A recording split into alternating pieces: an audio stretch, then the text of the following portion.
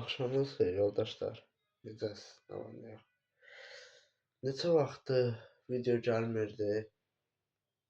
Yəni musiqi gəlmirdi, belə deyək. Bu gün nə mən musiqi oxuyacağam, nə musiqi yazacağam, nə də şən musiqi paylaşacağam. Sadəcə bu qulaq asdırdığım mahnı şəhid baş leytenant Nicat və onun timsalında olan 2020 Qarabağ müharibəsində şəhid olmuş bütün şəhidlərimizin ruhuna gəlsin. Allah bütün şəhidlərimizə rəhmət eləsin.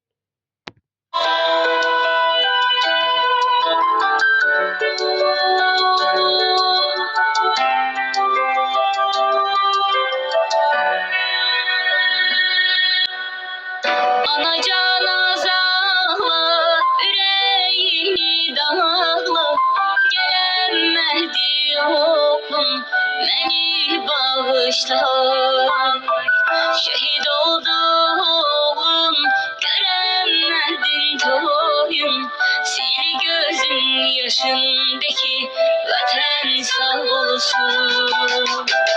Gözü yaşlı yarim, kalmayıptı halim, bu dünyadan göçtü sevgili yarim.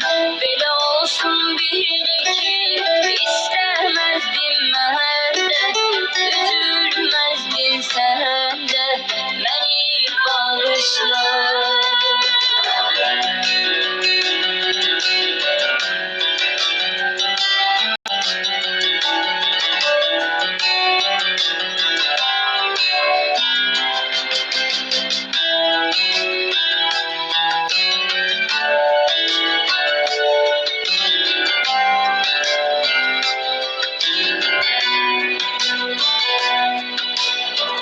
Ne olur sevgilim, sil gözün yaşını, sen dik tut başını, vatan sağ olsun.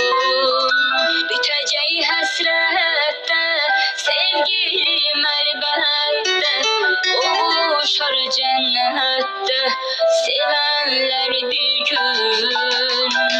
Beni senden aldı, torpağa ayrı saldı, ayağına üzülme, başın sağ olsun. Gelirim rüyana, yeter ki sen iste, gel mezarım üstte, ruhum şad olsun. Tabutum sarıldı, üç renkli bayrağına, bu doğma torpağa fedadır canım. Bu yalan dünyadan gittim hakka sarı, oy vatanım baharı, sağ olsun yarım. Anacan azahla, yüreğini dağla, gelemedi oğlum, beni bağışla. Şehit oldu oğlum, göremedin toyun, sil gözün yaşındaki vatan sağ olsun. Allah cəmi şəhidlərimizə rəhmət eləsin. Allah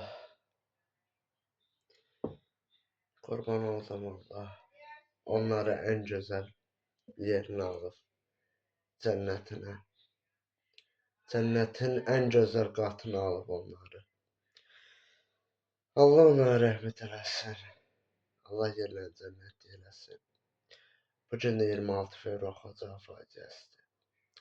Allah o soyqırımda olan, o soyqırımda dünyasını dəyişən ana bacılarımızı, qardaşlarımızı ruhunu şad eləsin. Var ol.